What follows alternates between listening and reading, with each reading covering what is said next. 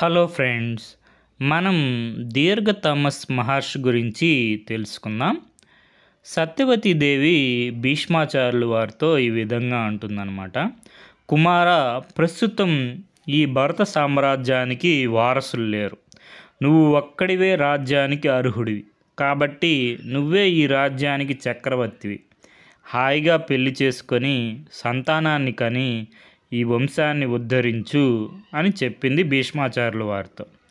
భీష్మాచార్యుల వారు సత్యవతి దేవితో ఇలా చెప్తున్నారు: అమ్మా, నేను ఆజన్మాంతం బ్రహ్మచారిగా ఉంటానని ప్రతిజ్ఞ చేశాను. రాజ్యాధికారం ముట్టదని శపథం చేశాను. ఇప్పుడు మీరు ఇలా పలకడం తగునా? నేను మాత్రం నా బ్రహ్మచర్య వ్రతాన్ని విడువను. శాంతనుని వంశం వృద్ధి చెందేటట్టు నాకు తెలిసిన క్షత్రియ ధర్మాన్ని చెప్తాను, వినండి. దీనిని బ్రాహ్మణులతోనూ ధర్మ విధులతోనూ ఆలోచించి నిర్ణయం చేయండి. పూర్వము పరశురాముడు క్షత్రియ లోకాన్ని సమూలంగా నాశనం చేసినప్పుడు వారి భార్యలు ఉత్తమమైన బ్రాహ్మణుల వలన సంతానాన్ని కని క్షత్రియ వంశాలను నిలిపారు. ఈ ప్రక్రియనే నియోగ ప్రక్రియ అంటారనమాట. అదీను కాక ఉతద్యుడు, బృహస్పతి అన్నదమ్ములు. ఉతద్యుని భార్య మమత, ఆమె గర్భవతి. ఒకరోజు బృహస్పతి సోదరుడైన ఉతద్యుని ఇంటికి వచ్చాడు. మమతను చూచాడు. దేవరన్యాయాన్ని అనుసరించి మమతతో పొందుకోరాడు. అప్పటికే మమత గర్భంలో ఉన్న బాలుడు దీనిని వ్యతిరేకించాడు. ఇది ధర్మ వ్యతిరేకమని పెద్దగా అరిచాడు. బృహస్పతికి కోపం వచ్చింది. ఆ బాలుడిని గుడ్డిగా పుట్టమని శపించాడనమాట. ఆ బాలుడే దీర్ఘతముడు. దీర్ఘతముడు గుడ్డివాడైన వేదాంగాలు అభ్యసించాడు. ప్రద్వేషిణి అనే కన్యను వివాహమాడాడు. అతనికి చాలామంది పుత్రులు కలిగారు. కానీ ప్రద్వేషిణికి మాత్రం భర్త మీద ప్రేమ లేదు. అదే విషయం దీర్ఘతముడు అడిగాడు. ప్రద్వేషిణి ఈ విధంగా అంటుంది: భరించేవాడే భర్త, భరింపదగినది భార్య. కానీ ఇన్నాళ్ళు నేను నిన్ను భరిస్తున్నాను, ఇంకా ఎంతకాలం భరించాలి? నా చేత కాదు, నువ్వు వేరే చోటకు వెళ్ళు అని చెప్పింది. దీర్ఘతమునికి కోపం వచ్చింది. దీర్ఘతముడు ఆడవాళ్లకు ఒక శాపం ఇచ్చాడు: భర్త లేని భార్యలు ఎంతటి వారైనా అలంకారాలు లేకుండా, తాళి లేకుండా దయనీయమైన బతుకుదురుగాక అని శాపం ఇచ్చాడు. ప్రద్వేషినికి కూడా కోపం వచ్చింది. తన కొడుకుల్ని పీల్చి ఈ ముదుసలను ఎక్కడికైనా తీసుకుపోయి విడిచిపెట్టండి అని కోరింది. తల్లి మాట మీద కొడుకులు దీర్ఘతముని తాళ్లతో కట్టి ఒక నదిలో పడేశారు. దీర్ఘతముడు వేదాల వల్లివేస్తూ నదిలో కొట్టుకుపోతున్నాడు. బలి అనే రాజు దీర్ఘతమును చూచాడు. అతని పాండిత్యానికి సంతోషించాడు. కట్లు విప్పి తనతో తన ఇంటికి తీసుకొని వెళ్ళాడు. మహాత్మా, తమరు ఎవరో నాకు తెలియదు, కానీ మీరు ఉత్తమమైన బ్రాహ్మణులు. నాకు సంతానం లేదు. దయచేసి నాకు సంతానం ప్రసాదించండి అని కోరాడు. తన భార్య అయిన సుదేష్ణను దీర్ఘతమును వద్దకు వెళ్ళమన్నాడు. సుదేష్ణకు దీర్ఘతమును చూస్తే రోత కలిగింది. అందుకని తన మాదిరే ఉన్న తన దాసిని అలంకరించి దీర్ఘతమును వద్దకు పంపింది. దీర్ఘతముని వలన ఆ దాసికి 11 మంది కొడుకులు పుట్టారు. బలి వారిని చూచి, మహాత్మా, వీరు నా కొడుకులేనా అని అడిగాడు.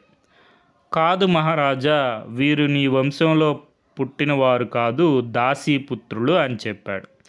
బలి మరలా తన భార్య సుదేష్ణను దీర్ఘతముని వద్దకు పంపాడు. చేసేది లేక వెళ్ళింది. వారికి కలిగినటువంటి పుత్రుడే అంగరాజు అనే కొడుకు అన్నమాట. ఇది మనకి మూలం వచ్చి మహాభారతం. తెలుగు అనుసరణ కవిత్రయం పాదరేణువు మొదలి వెంకట సుబ్రహ్మణ్యం గారు. మనకి తమస్ మహర్షి మనకి ఋగ్వేదంలో 140 నుంచి 164 సూక్తాలను మనకి కంపోజ్ చేశారన్నమాట ఋగ్వేదాలు. సో మనకి కొన్ని చూద్దాం. ఇది ఋగ్వేదాలో 1వ మండలంలో 164వ సూక్తం 46వ మంత్రం అన్నమాట. మనం చాలా నేమ్స్తో పిలుస్తాము. ఇంద్రుడని, మిత్ర అని, వరుణ అని, అగ్ని అని చెప్పి సన్ అని చెప్పి ఇట్లా రకరకాల పేర్లతో పిలుస్తారు. కానీ ఒక్కరే అని చెప్తుందన్నమాట ఈ మంత్రం. దీన్ని కంపోజ్ చేసింది మన దీర్ఘ తమస్సు మహర్షి. తర్వాత వచ్చి ఇది కూడా చాలా బాగుంటుంది. ఇదేంటంటే మనకి 2 పిట్టలు కదా, ఇది ఆల్రెడీ మనం డిస్కస్ చేసాం. ఇది ముండాకోపనిషత్తులో ఉంటుందన్నమాట.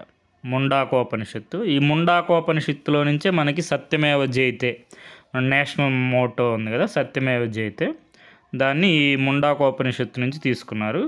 దీనికి మనకి ఋగ్వేదంలో ఈ మంత్రం కోర్ ఫిలాసఫీ అనమాట. ఇక్కడి నుంచి మనకి ముండాకోపనిషత్తు కూడా ఉంటుంది. ముండాకోపనిషత్తులో కూడా ఇదే స్టోరీ ఉంటుంది.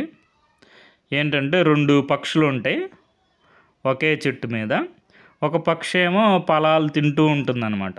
కొన్నిసార్లు తీపి ఫలాలు తింటే బాగా ఆనందిస్తుంది, చేదు ఫలాలు తిన్నప్పుడు దుఃఖపడుతూ ఉంటుంది. కానీ ఇంకో పక్షి మాత్రం ఏ ఫలాలు తినకుండా అలాగా నిశ్చలంగా ఉంటుందన్నమాట. ఇదేం లేదు, జస్ట్ ఇది ఏంటంటే ప్యారబుల్ అనమాట, మనకి ఆత్మ పరమాత్మ గురించి ఎక్స్ప్లెయిన్ చేయడం కోసం.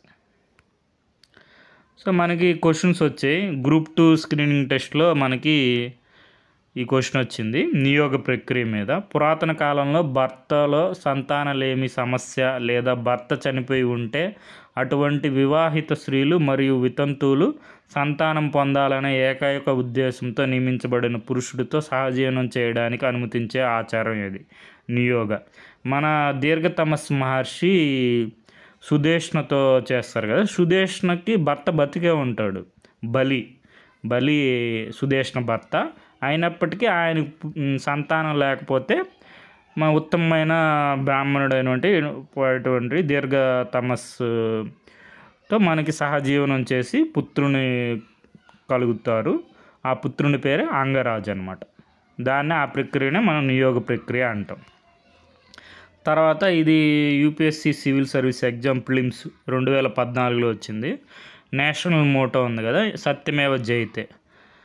Inscribed below emblem of India is taken from ఎక్కడి నుంచి అంటే మనం చెప్పుకున్నాం కదా, ముండాక ఉపనిషత్తు.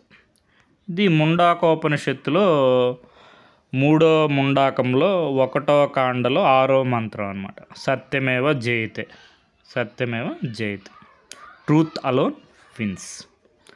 Okay friends, thank you for watching.